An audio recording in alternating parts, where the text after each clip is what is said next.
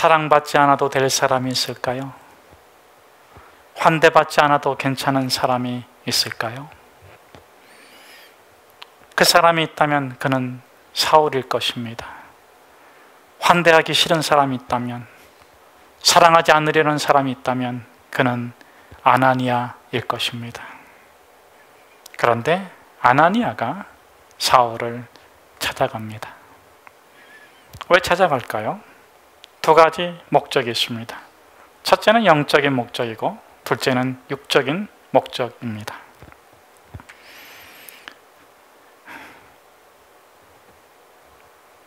믿음은 개인적인 것이지만 개인적이지 않습니다.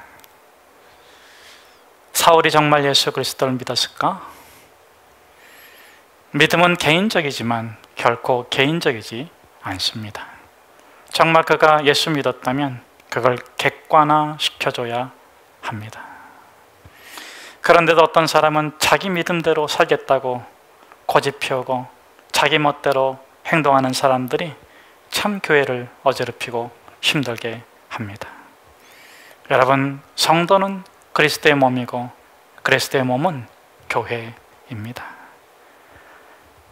믿었다는 것은 예수 그리스도 안에서 한 몸, 한 지체, 한 생명을 이루었다는 것이 아니겠습니까?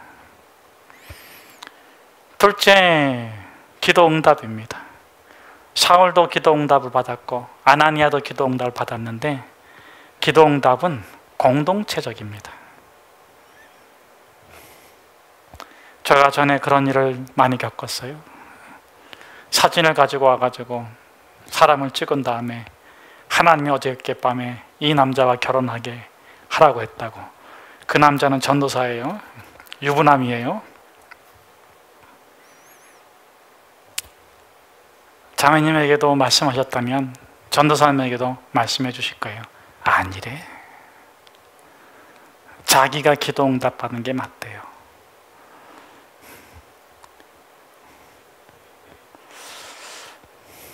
혼내면 될까요? 타일이면 되겠습니까? 여러분, 기도 응답은 개인적이지만 공동체적입니다. 이것이 아나니아가 사울을 찾아간 영적인 이유입니다. 그의 그리스도인됨을 공인해주고 그의 기도의 응답을 객관적으로 확인해 주는 것입니다. 그러므로 그가 하나님으로부터 받은 소명을 자신의 것으로 인정받고 활동하게 되겠죠. 육적인 이유는 무엇입니까? 눈이 멀었는데 그거를 다시 보게 해주는 것입니다.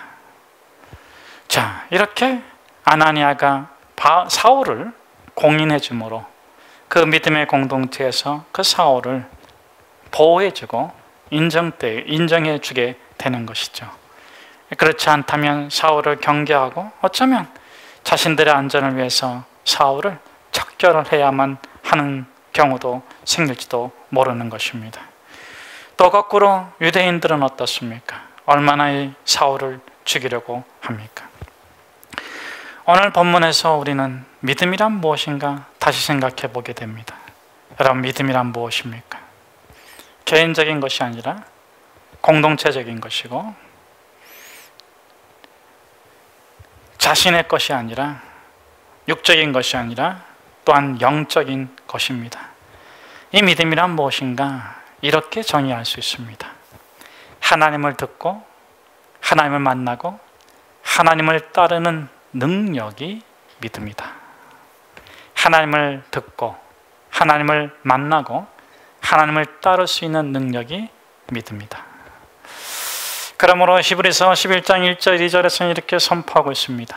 믿음은 바라는 것들의 실상이요 보이지 않는 것들의 증거니 선진들이 이로써 증거를 얻었느니라. 이 2절의 말씀을 이렇게 바꿀 수 있습니다. 이렇게 의역하면 더 정확히 믿음을 표현하게 되는데, 믿음은 바라는 것들의 실상이요 보이지 않는 것들의 증거니 선진들이 이로써 믿음의 삶을 살았노라. 자, 그럼 믿음이란 무엇인가? 첫째, 하나님을 듣는 것이다. 여러분, 믿음은 지식이 아닙니다. 성경 공부하고 교리 공부하고 어느 정도 성경적 상식이 있어야지 하나님 믿는다? 그렇지 않습니다. 그것은 지적 오만입니다. 여러분, 갓난아기는 구원받지 못할까요?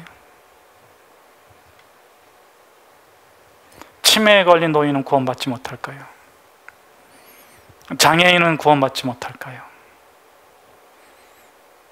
성경을 암송하지 못하면 구원받지 못할까요? 여러분, 믿음은 지식이 아닙니다.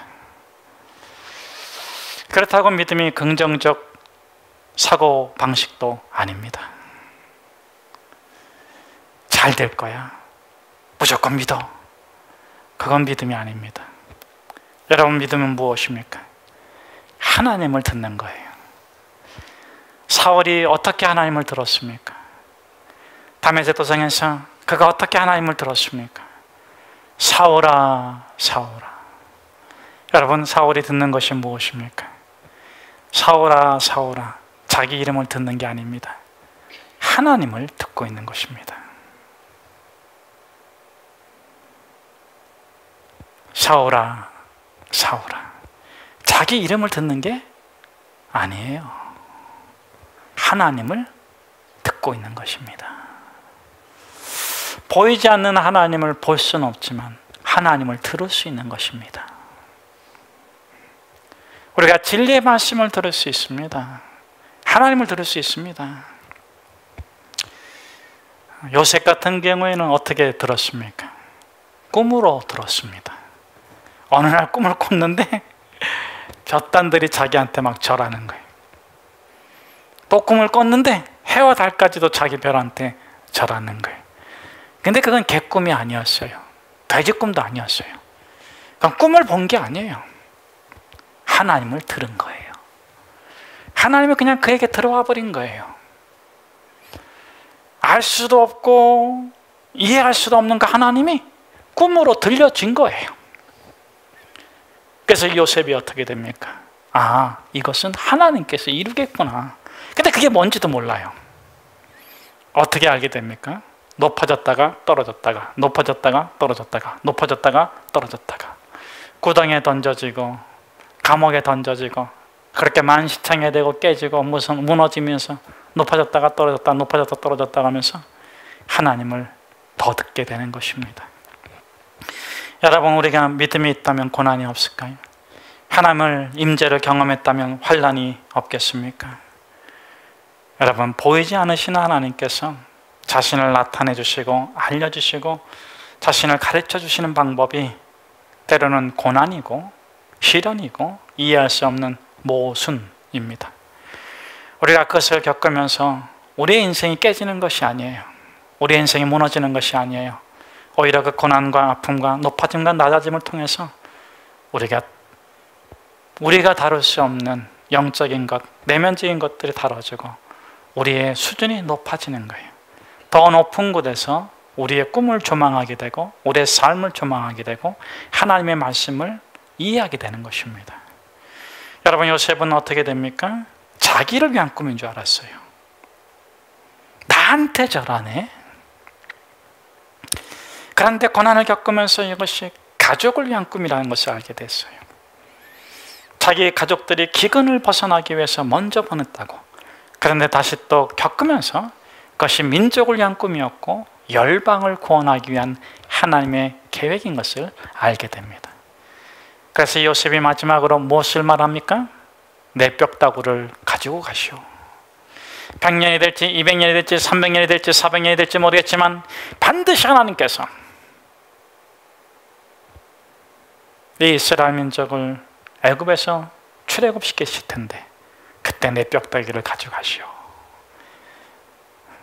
그의 권세로는 아버지 막벨라 굴에 같이 묻힐 수 있지만 그는 그 꿈을 바라보면서 그는 그 높은 곳에서 하나님의 편에서 자신에게 이루어진 그 꿈을 바라보면서 하나님이 들려주신 그 하나님의 섭리와 계획을 이루어지기를 원하는 것입니다.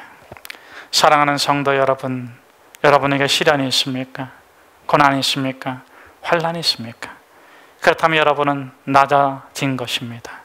그러나 여러분에게는 결코 낮아졌던 때만 있는 것은 아닐 것입니다. 높아졌던 때도 있었을 것입니다. 여러분이 지금 이해하지 못하는 일 때문에 마음이 괴롭고 힘듭니까? 어떤 방에 갇혀서 짓눌려 있습니까? 그러나 여러분이 절망하지 마십시오. 낭망하지도 마십시오. 오히려 그 짓눌리게 하신 그 하나님의 은혜를 받으십시오. 고난을 은혜로 받으십시오. 환난을 축복으로 받으십시오. 그러면 하나님께서 다시 높여주실 것입니다.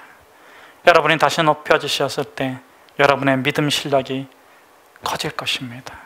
세상을 보는 눈이 달라질 것이고 사람을 대하는 태도가 달라질 것입니다.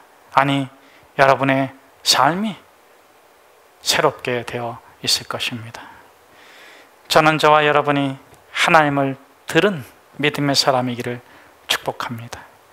여러분, 하나님을 들은 사람의 가장 큰 특징은 무엇입니까? 거부하지 못한다. 거절하지 못한다.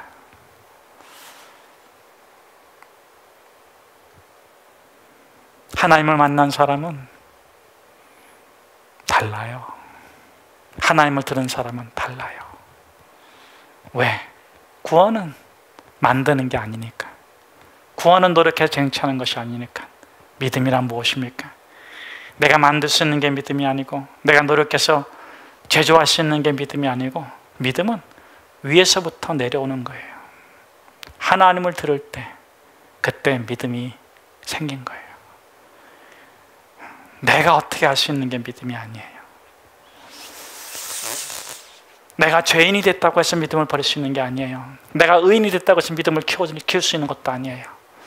내가 건강하다고 해서 믿음을 지킬 수 있는 것이 아니에요. 내가 병약해졌다고 해서 믿음을 버릴 수 있는 것도 아니에요. 믿음은 그렇게 인간적이지 않습니다. 믿음은 육체 안에 있지만 위로부터 내려온 거예요. 믿음을 가진 사람은 다릅니다. 둘째, 믿음이란 무엇인가? 믿음이란 하나님을 만난 거예요. 구원의 섭리를 깨달은 것을 의미합니다. 왜 하나님께서 나에게 고난을 주실까? 시련을 주실까? 정말 이해할 수 없는 아픔이 너무 많이 있어요. 그런데 참 이상해요. 하나님을 만난 사람은 더 큰 아픔이 찾아온다 할지라도 주님께서 이루신 섭리가 이루어지기를, 그 경륜을 이루어 가기를 원해요. 여러분, 하나님께서 아나니아에게 사울에게 가라 그랬어요. 즉가 고든 거리에 있는 그 사울에게로 가라. 그가 기도하고 있다. 그가 환상 중에서 너가 와서 안수해서 눈이 낫는 것을 보았다. 가라 그랬는데 아나니아가 뭐라 그래요? 못 가요. 적어도 하나님과 이 정도 얘기는 할 수 있어야 돼요. 여러분, 하나님하고 이렇게 사랑의 대화를 할 수 있어야 돼요. 하나님을 거절했는데 하나님은 그것을 노여워하지 아니하시고 아나니아의 사랑의 얘기를 듣고, 하나님을 거절하는데 그것은 화를 내거나 절망하거나 분노하는 것이 아니라 사랑의 마음으로 말할 수 있는, 그게 저와 여러분의 특권이에요. 그런데 하나님하고 얘기하면 꼭 성내거나 아니면 너무 지나치게 좋아하는 극단의 사람들이 있어요. 하나님 만난 게 아니에요. 자기가 만든 하나님하고 씨름하고 있는 거죠. 왜 못 가냐 그랬더니 두 가지 이유로 됩니다. 그가 핍박했지 않습니까? 그가 공문을 갖고 있지 않습니까? 이 다메섹에서도 하나님 믿는 사람을 잡아 죽이려고 합니다. 그랬는데 하나님께서 이렇게 말씀하시자 이 아나니아가 쏘리 하고 가요. 뭐라고 말했습니까? 하나님이 두 가지를 말씀해 주십니다. 첫째는 15절에 그는 나의 택한 그릇이다. 근데 16절 말씀이 중요해요. 16절은 뭐라고 말해요? 그가 내 이름 때문에 얼마나 많은 고난을 겪어야 할지를 내가 보이리라. 보이리라. 한 번에 다 얘기해주면 아마 그가 죽어버릴 것 같아.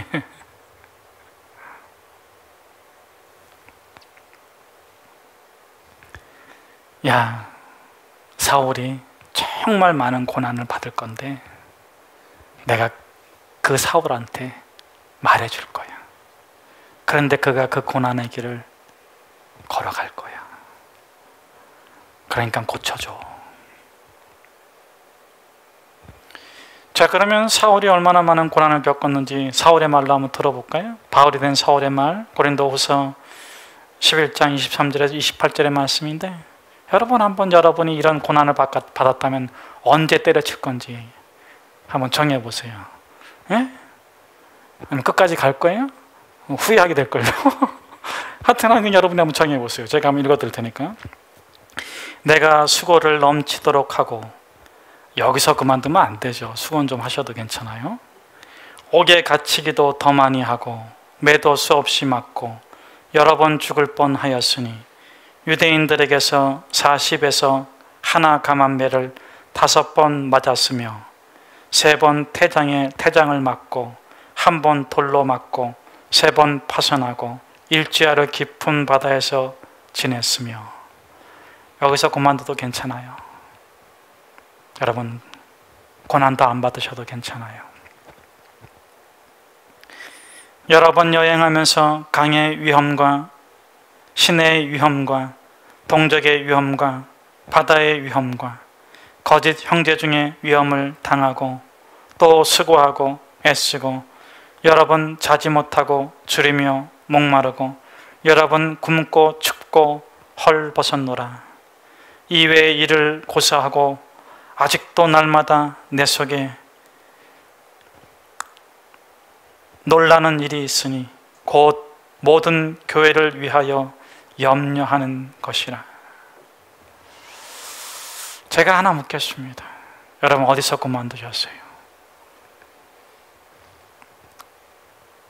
그래도 가실래요? 보이리라.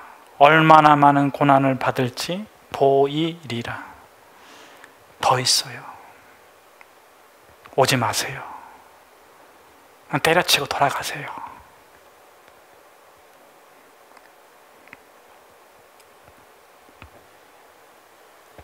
다 된 게 아니에요.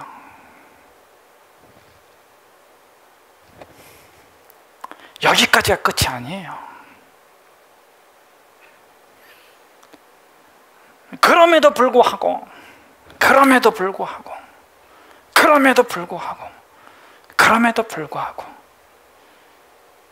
그 길에 순전함과 거룩함과 의로움과 참됨과 기쁨이 있어서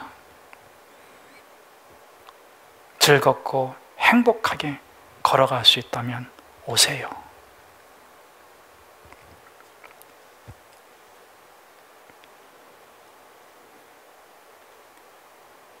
아나니아에게 주님께서 말씀하시는 거예요. 안수해서 고쳐줘. 그 친구 당할 고난을 내가 그 친구에게 많이 말해줄 거야. 여러분, 고난이 두려우십니까? 환난이 두려우십니까? 폭풍우 가운데서도 역풍을 맞으면서도 배는 순풍으로 달려갈 수 있는 거예요. 여러분 믿음을 가지세요. 하나님 만나세요. 하나님의 섭리를 깨달으세요.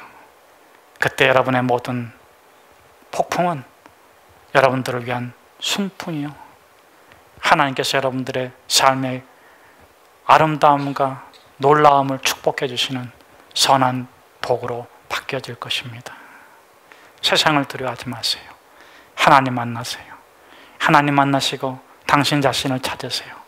그리고 요셉처럼 믿음의 사람들처럼 멋지고 거룩한 삶으로 살아가시기를 축복합니다. 세 번째로 그 사람이 믿음의 사람인가 아닌가를 알 수 있는 특징, 그것은 무엇인가? 하나님을 만난 사람, 예수를 믿는 사람은 사람을 대하는 태도가 달라져요. 신약성경에 백부장이 나오는데 몇 번 나오는지 아십니까? 몇 명 나오는지 아십니까? 하나에서 가르쳐 주시기 바랍니다. 누가복음 7장에 보면은 우리가 잘 아는 칭찬받는 백부장이 나오는데 그 2절에 보면 사랑하는 종, 사랑하는 자가 병들어서 고쳐달라고 합니다. 그런데 이것을 가지고 이 동성애자들은 동성애가 벌써 있었다 이렇게 얘기하는 거죠. 성경에도. 사실 이 로마 시대, 당시 예수님 시대에는 정말 동성애가 많았습니다. 특별히 로마 군인들한테는 동성애가 아주 자연스럽게 자연스러운 문화였는데, 그래서 누가복음 7장 2절에 사랑하는 이라는 단어가 동성애를 의미하는 단어가 아니에요. 동성애를 의미하는 단어는 에로메노스입니다. 그런데 거기 이 7장 이전의 단어는 엔티모스, 사랑하는인데 귀중히 여기는, 귀중히 여기는. 그런데 그 백부장이 있던 동네가 가버나움이에요. 여러분, 가버나움이 어떤 동네입니까? 가버나움은 정말 심판받아도 마땅한 동네인데, 누가복음 10장 13절 15절에서는 이렇게 되어 있어요. 화 있을진저 고라시나, 화 있을진저 벳세다야, 너에게 행한 모든 권능을 두로와 시돈에서 행하였더라면 그들이 벌써 베옷을 입고 제에 앉아 회개하였으리라. 가버나움아, 내가 하늘에까지 높아지겠느냐, 음부에까지 낮아지리라. 소돔과 고모라보다 더한, 고라신과 벳세다보다 더한, 두로와 시돈보다 더한 도시가 이 가버나움입니다. 여러분, 그런 도시에서 백부장, 권력 서열 1위가 그렇게 타락하고 부패한 도시에서는 종이라는 것은 개미만도 못한 취급을 받잖아요. 그런데 자기의 종을 사랑이 여기다, 귀중히 여기다. 왜 그러겠습니까? 더 놀라운 것은 백부장이 예수님께 뭐라고 말합니까? 예수님께서 가서 고쳐주겠다 그러니까 아닙니다. 저도 수하에 여러 사람이 있는 사람, 거느리고 있는 사람인데 이더러 가라면 가고 저더러 하면 오라면 옵니다.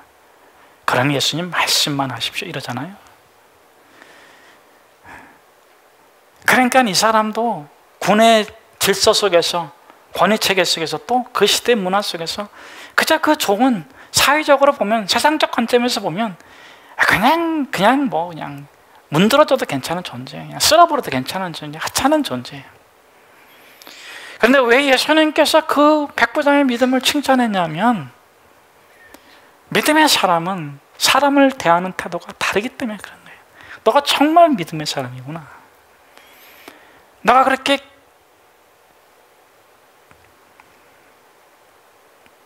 그 연약한 존재를 귀히 여길 수 있구나. 여러분, 아나니아도 보십시오. 주님께서, 하나님께서 설명해 주시고 말씀하시니까 마음을 탁 바꿉니다. 여러분, 사울은 죽여야 되는 존재예요. 그를 죽이지 않으면 다메섹에 있는 모든 성도가 다 감옥에 갇히는 존재예요. 근데 마음을 탁 바꿉니다. 그리고 그를 대하는 태도가 달라집니다.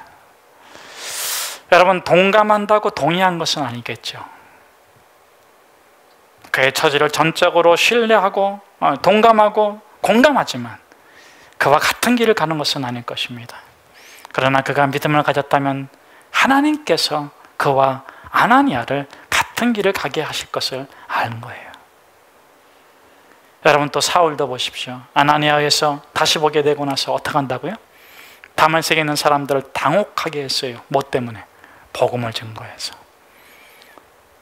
여러분, 믿음의 사람의, 내가 믿음이 있다, 여러분의 믿음이 있다, 세 번째 증거는 뭐냐? 사람을 대하는 태도가 달라요.